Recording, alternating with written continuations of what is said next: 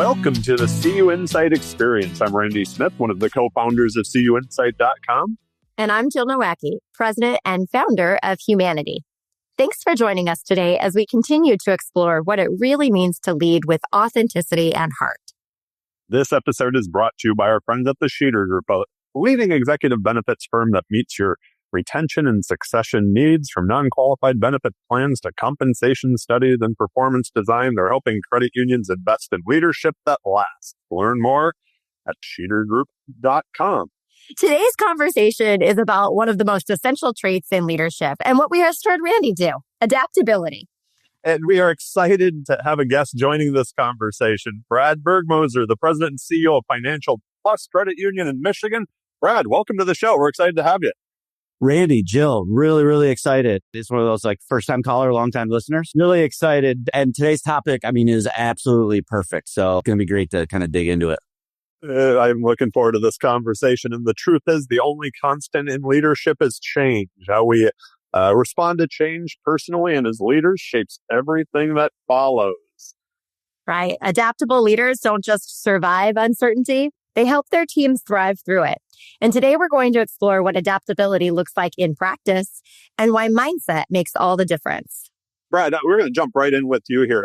Change is happening faster than ever around us, right? I think we're almost, let's go to a lot of the conferences and stuff. It's but we're kind of sick of hearing change. It's everything changes. But if leaders can adapt, we've seen it. They get left behind. Their organizations get left behind. And quite honestly, so do their teams. And where we are today, you're the CEO of a large financial institution. You have a team that you're responsible for. How has that change and adaptability played in your leadership, Bjorn?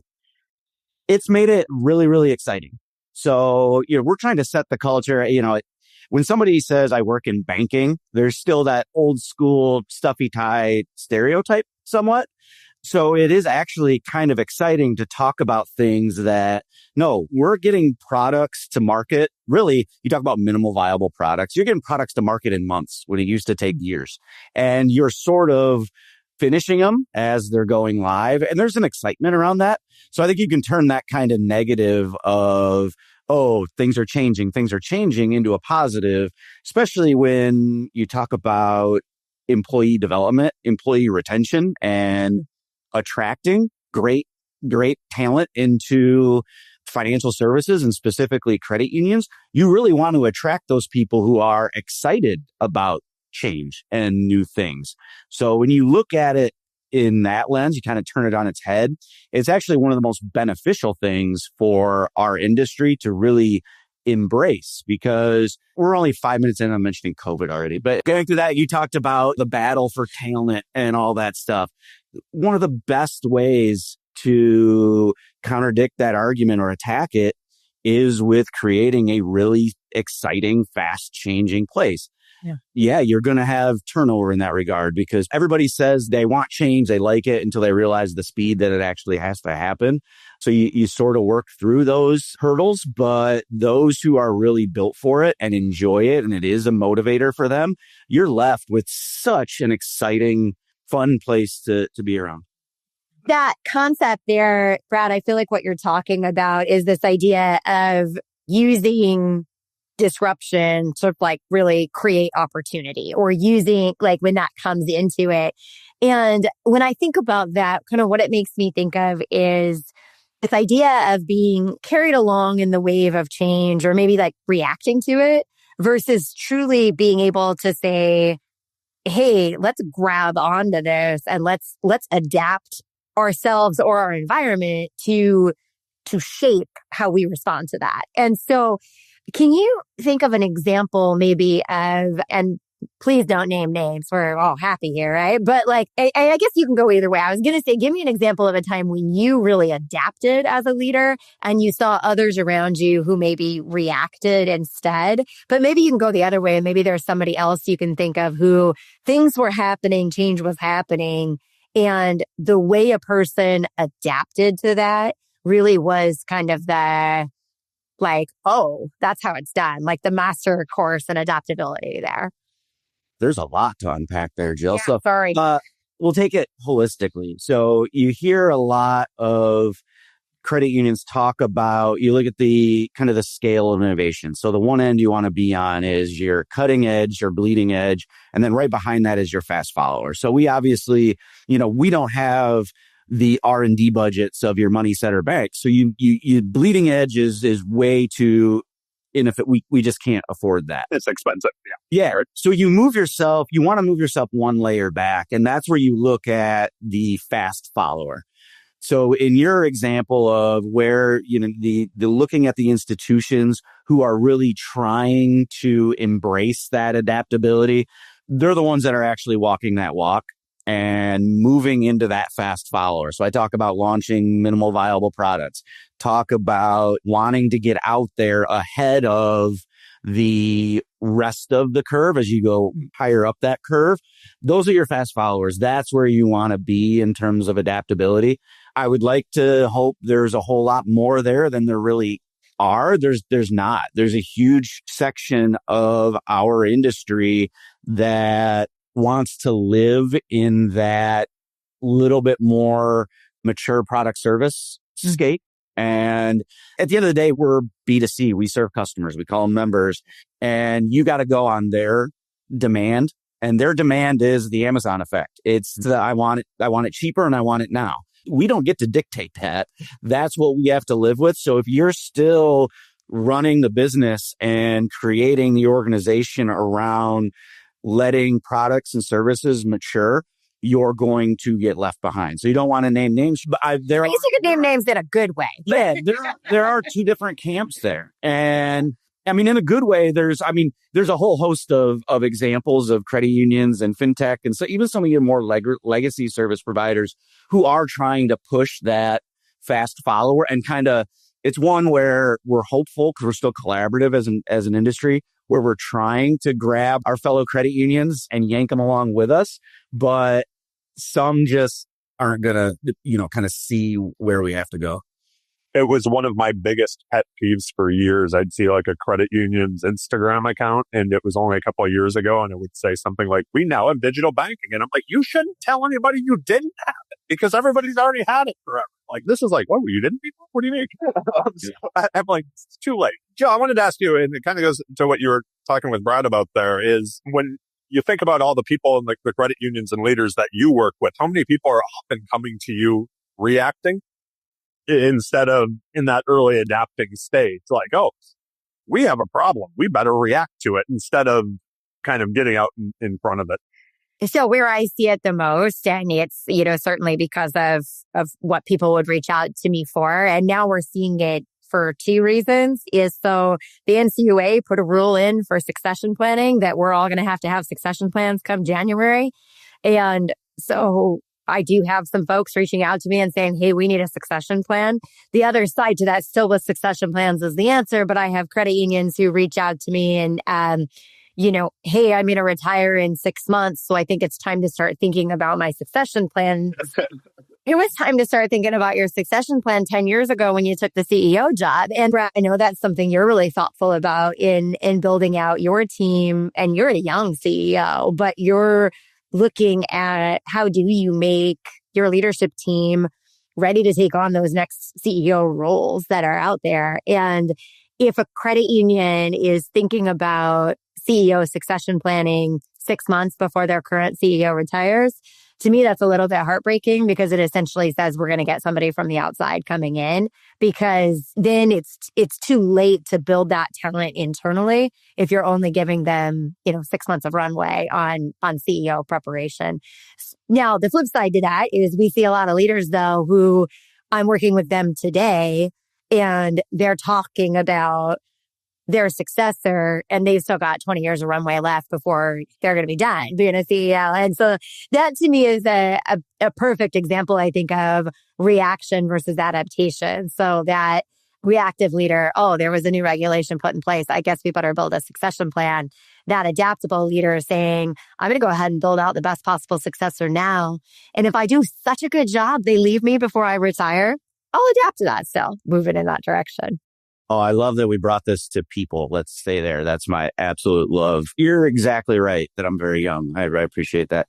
But no, you need to start preparing for a transition, to your point, before you're hiring your next CEO. And literally the first thing a new CEO needs to do is start thinking about how they transition teams and build teams. And it's not always going to work out where you serve as a CEO, you have a great tenure, and then you turn it over to someone who's there. But to your point, Jill, you still owe it to the organization. You owe it to those who want to get to that level. And you owe it to the industry to do everything you can to create good leaders. Because, I mean, in my mind, I would be super proud to retire and have people in the industry in the CEO role that say they worked with me at some point. That's my absolute crowning achievement. But you can't start 6 months before you retire. You're exactly right. Because it's, like I said, it's not always going to work where it's a soft handoff to somebody internal. Sometimes for business reasons or whatever, you go external and it's a great fit. But everything you can do to minimize the disruption when that occurs.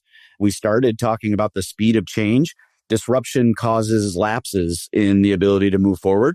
So it has to start with the people and making sure you need to create an adaptive environment with your people before a reason presents itself to be adaptive. What I mean by that, I had a ton of fun with members of the executive team over my 5 years at Financial Plus.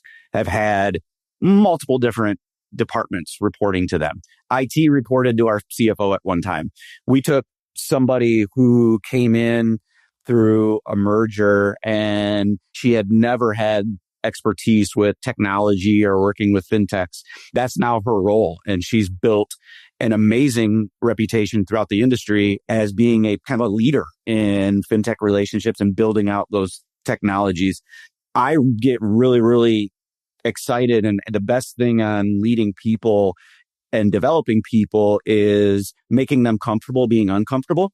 So basically, you're making them adapt to a new role before there's a crisis that they have to adapt under. And they build that muscle memory so that when, I mention it again, when COVID happens, where maybe we're not the most worried about having to close every branch you have. But if you practice adaptability before something presents itself where they have to adapt, they're that much farther ahead. And I think that goes back to that idea of that's adapting, that's not reacting, right? Like we reacted to, hey, everybody else left and we have to do this. You've adapted by giving her some responsibilities that stretched her a bit. And I assume we're talking about Jess right now, but so gave her some responsibilities, stretched her a little bit, and now she's developed a stronger skill set. And I think what that really, like kind of my favorite leadership trait to really talk to people about right now is resilience. And how do we create resilient leaders, resilient organizations?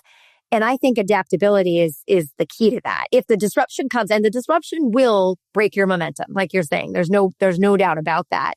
But how quick can you bounce back after that momentum is disrupted? And that's where that idea of, does adaptability build resilience? Does it build innovation? Does it make us stronger than just sort of continuing to move along on a plateau there? Yeah, I think innovation is born of necessity. And we are, guess what?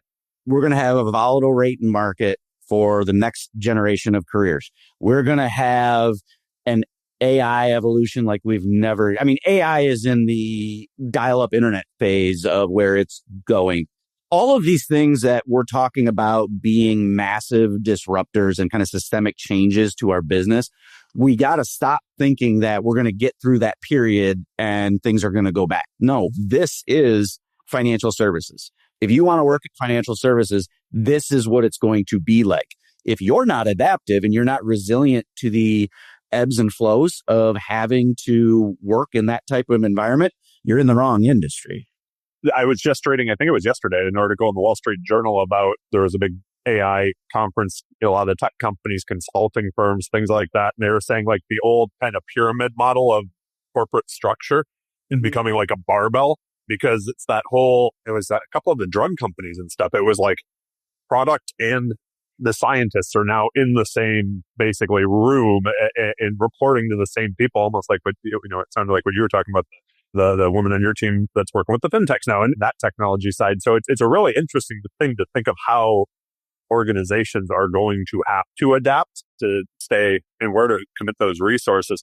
One thing I was thinking about as we were all starting this conversation, we're 17 minutes in, and I was like, if anybody's listening right now, there's 3 things that they probably know about all of us already is that we like change. And so to all of us, it's probably, we're like, ooh, let's try something new. But as a leader, not everybody's as comfortable with change as we may be, right? So I think, yes, we didn't talk about that a little bit right now. And as we're moving through, as we're meeting that demand, there is, and Brad, you kind of alluded to it earlier, there's that the way we've always done, it happens in some credit unions. How do we make sure that we're bringing our teams along at the same pace and speed that we're trying to run? I think it's reminding the people that I've mentioned this before.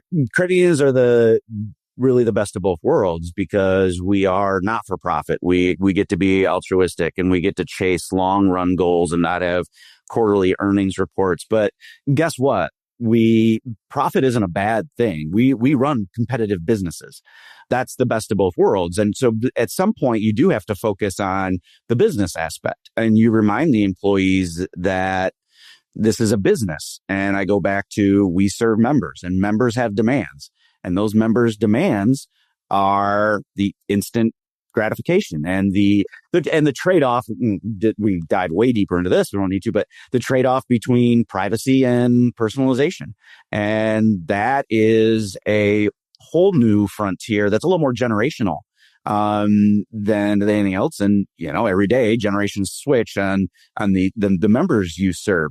So you start to explain to your employees the business necessity of change because it's a very objective thing. It's not something you can argue in that you adapt and you move forward with those changes. So you deliver those products and services that members want. And you also deliver, whole other topic, you deliver the development opportunities, you deliver the work-life balance, you deliver what employees want, and you don't go back to the old model or you fall behind.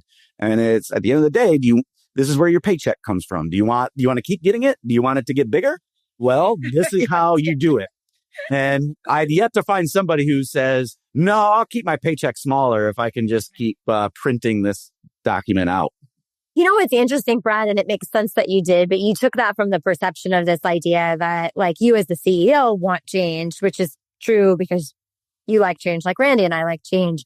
But I think there's also a reality that some leaders don't really like change. There's a discomfort with it. And so when you think about, for example, you just freaked a bunch of people out when you said, hey, we're only on the beginning of AI. This is like the equivalent of dial-up internet, because somebody out there thought, that means I'm going to need to learn a whole lot more. And I just thought I was catching up to I figured out how to engineer a great ChatGPT prompt the other day. I thought I was done. And oh no, there's more.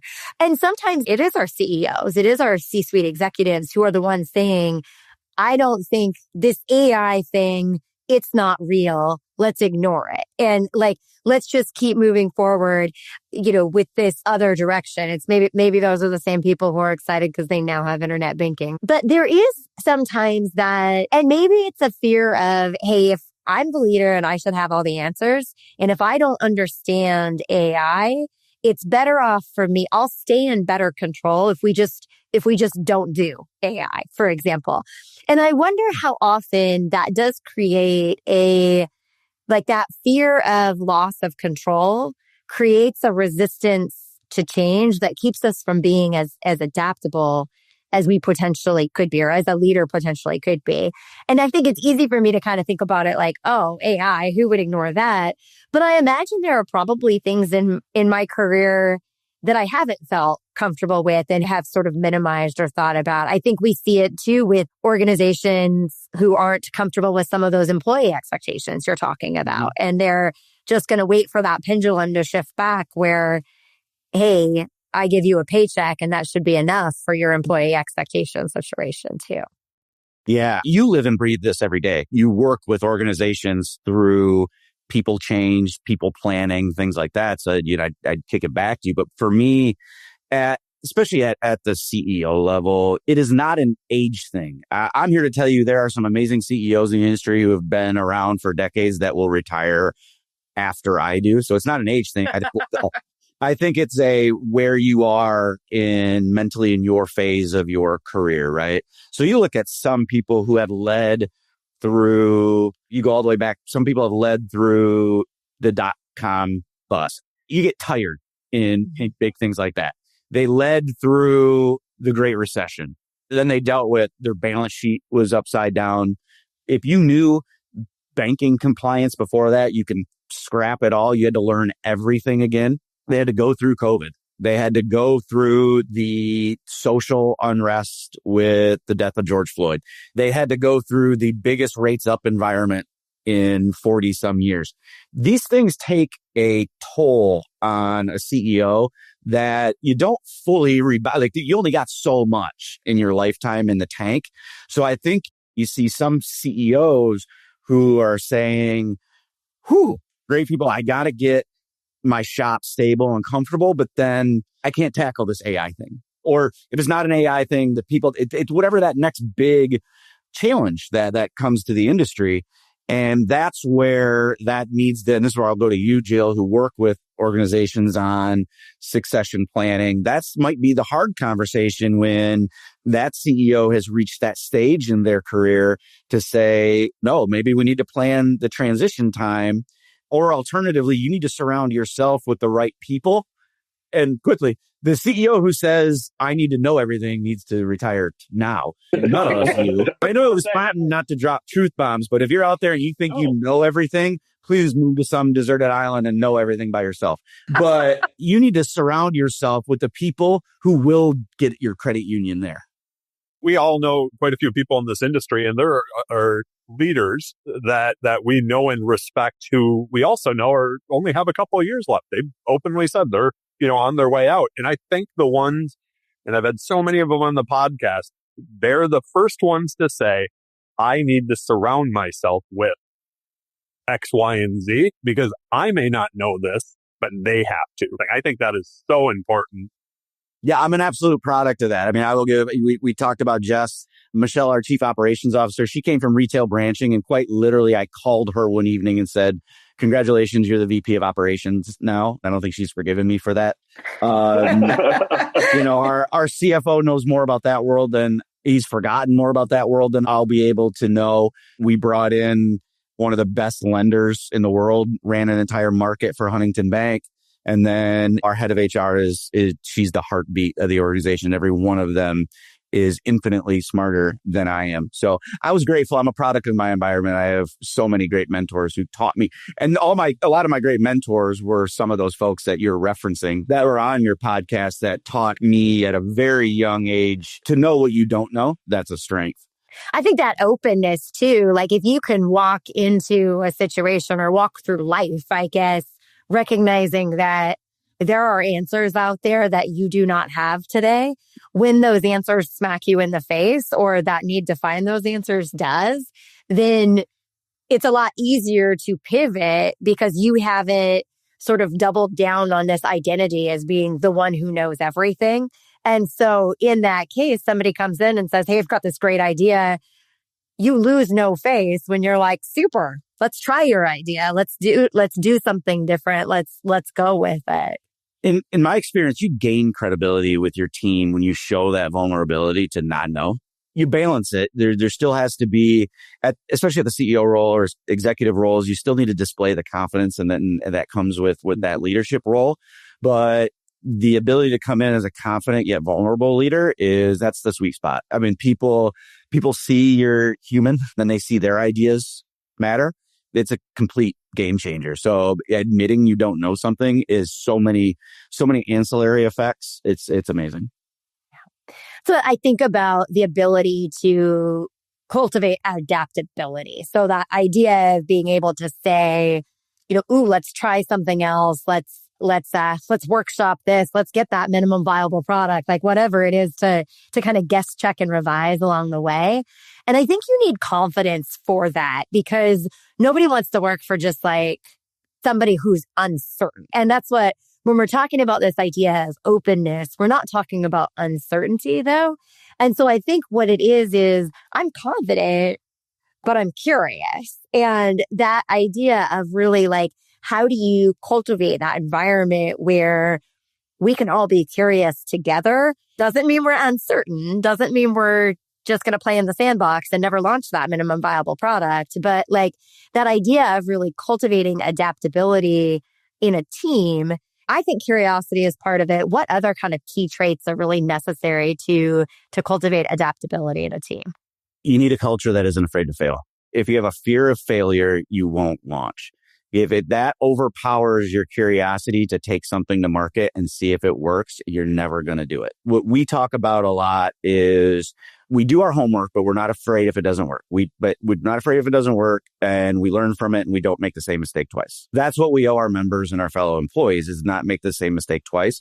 But if you think you're going to thrive or survive in financial services today, and you're going to approach anything with our business, from products and services to employee development to anything, if you're going to approach any of that with a fear of something not working, you're not going to make it. It has to start and end with that, dispelling that fear of failure.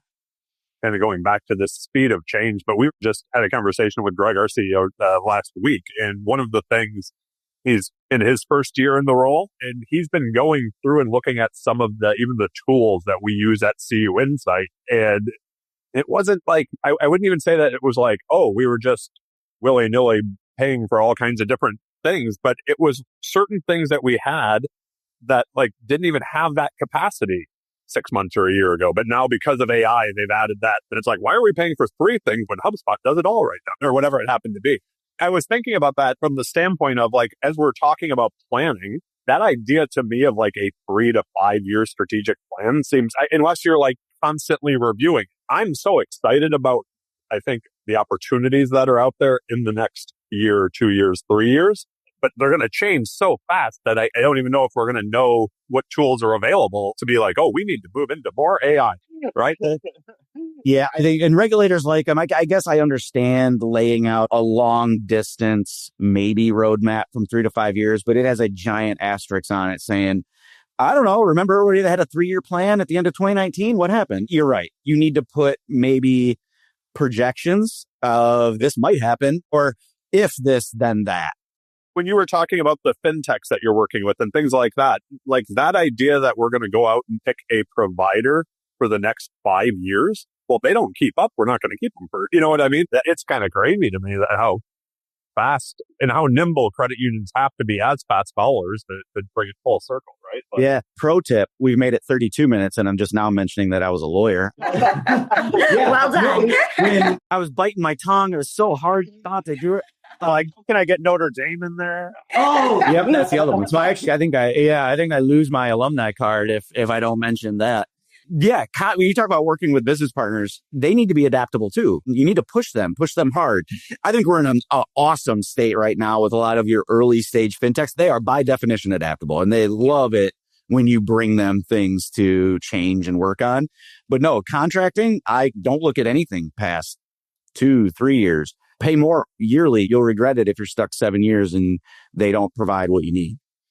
Here's one that we didn't see coming, but I think it's a real practical question that I face a lot of times, especially and I love that Randy was like, oh, you lead a large financial institution. And we agree that you lead a large credit union. And we agree that financial institutions as a whole get much bigger than. And so something I run into a lot with friends I'm talking to is a level of frustration that some of the more legacy large system providers are tough to shift, right? We don't necessarily have the scale to get them to adapt to the speed maybe that we as a credit union industry want to do things. What kind of experience have you had that you would say, gosh, that was a real win in trying to influence adaptability from one of your partners, that you needed them to catch up to your pace and maybe that wasn't sort of in our DNA? Yeah, plug to the team at Financial Plus, like they've made it kind of our reputation to move fast. So we've had that several times. And I had mentioned it before, credit unions are the B2C company. All of our business partners are the B2B company. It's never going to work if the B2B company dictates the timeline to launch and the expectations to the B2C company. Because at the end of the day, we're selling the product. We're providing what's being built. So there has to be a shift there at some point. What I've found works best is, because this is America and we're still very capitalistic, is strength in numbers. So if I go to a larger legacy provider and say, I'm Brad, I need this. So I'm just like a little chihuahua nipping at ankles. But if I were to get a consortium of 15 of my friends who also have this legacy provider and is trying to do this, well, now we're starting to speak a little more. And that goes to collaboration. And if we're not good at that, then we're not credit unions anymore. So that's worked the best. And I don't fault the legacy providers. They're a business. A lot of them are public. They have shareholders who they need to provide value to. So you got to play that game and play within those parameters. So it's definitely a strength in numbers thing. There's also some value in the discussion. A lot of times when you're working with a more legacy provider, it's trying to get them to play nice with a fintech is such a generic term, but a newer company that's providing a niche service.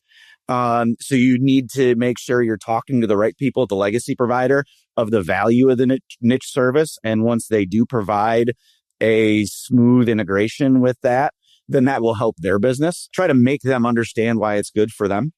I guess that's not much different than how we started this by saying, you got to make your team member understand how this leads to a bigger paycheck, right?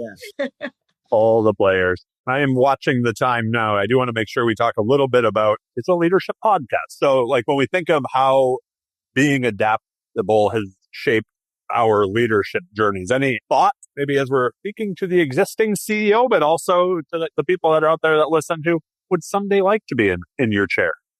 Happily try to talk you out of it.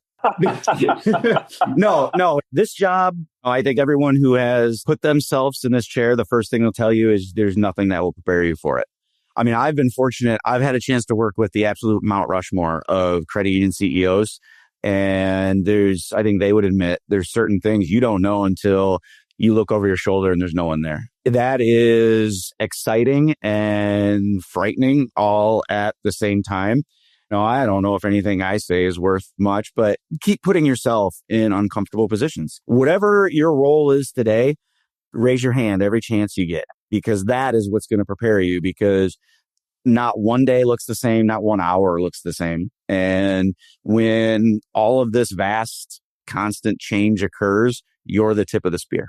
And sorry, when the team is around you, you don't sweat. You can't have a bad day. You need to present the calmness because everyone's going to follow your lead. And I don't think you're ever going to change it. The organization kind of takes the appearance of the CEO.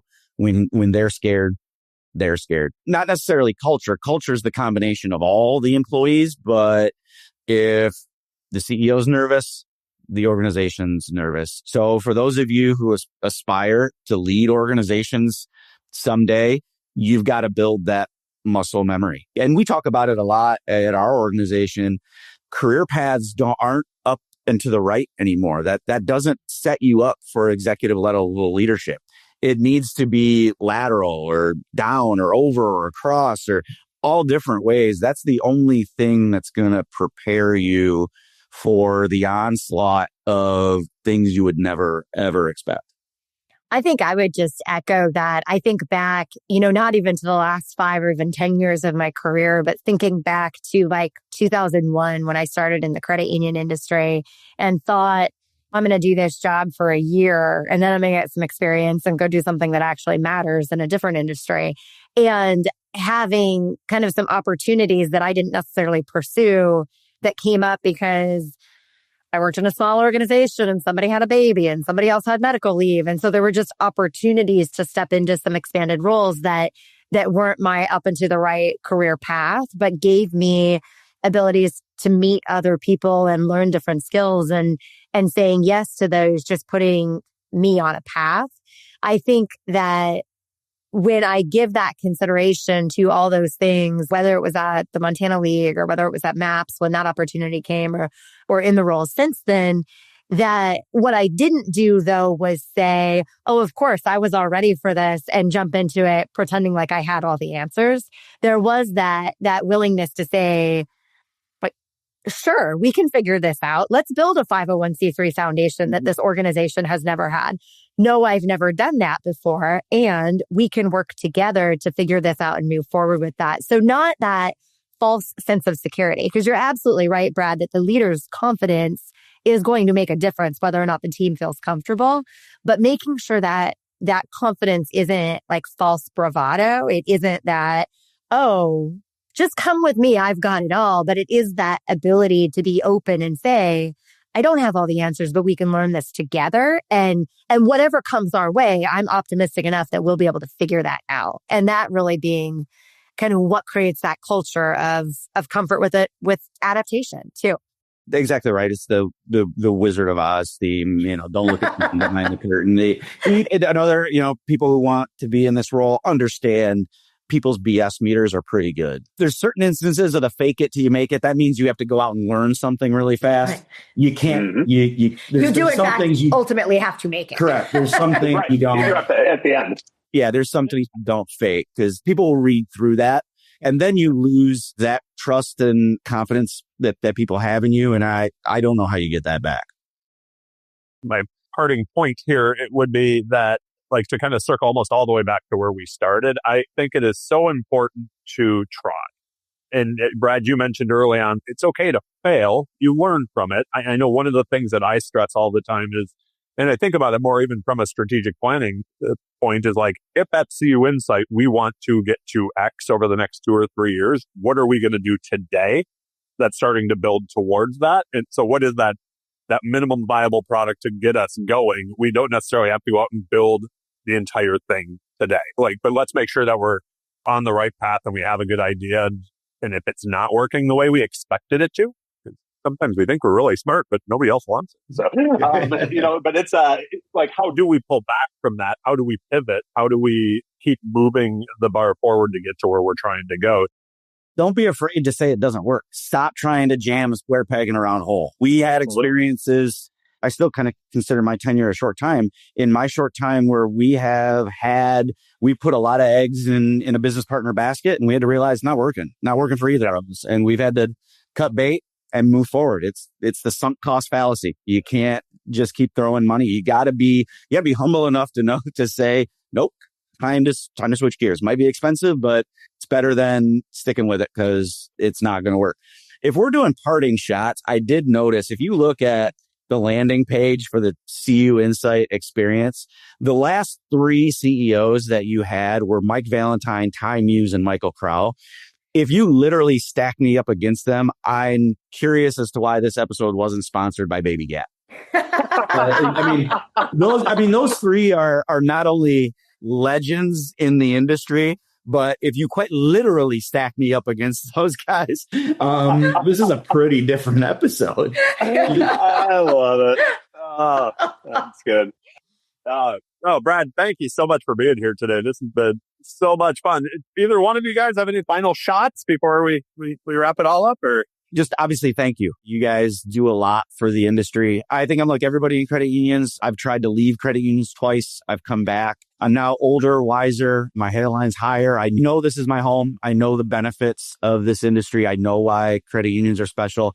So thank you guys for moving it forward. Thank everyone for not only moving it forward, but like we talked about today, thank you to all of you who recognize we're only going to get to tomorrow if we understand that change needs to be a fun part of the ride. Thank you for those who listen. And I love telling the story and being part of the fabric of what we've built with credit unions. Awesome. I think to that idea of how important adaptability is. We've all got more than a couple of years left in this industry. And I think we all know that the only way the industry continues to thrive is with not just us, but those other leaders who are out there and willing to be adaptable and resilient and push forward those new innovations and minimum viable products that keep credit unions relevant and frankly somewhat radical. Like that idea we were founded on to truly be for the people that we serve. So I guess that's my kind of parting thought is adaptability is a choice. We do not have to let the demise of the industry happen to us. We can continue to innovate and power us forward so that we do have an industry that's here until we're ready to retire. No, and well beyond that. we can embrace that change, right? Like, and hopefully it opens up new possibilities for everybody listening and their teams and their credit unions. So with that, a big thank you to the Sheeter Group again for supporting these conversations. Check out the show notes for links, resources, ways to stay in touch. Brad, thank you again for being here and taking the time. This was an awesome conversation. We knew it would be. Also, please do not forget to subscribe on your favorite podcast player, Apple, Spotify, Amazon. You're on them all. We'll be back soon. Until then, stay flexible, stay open, and keep leading with heart. Thank you all for listening.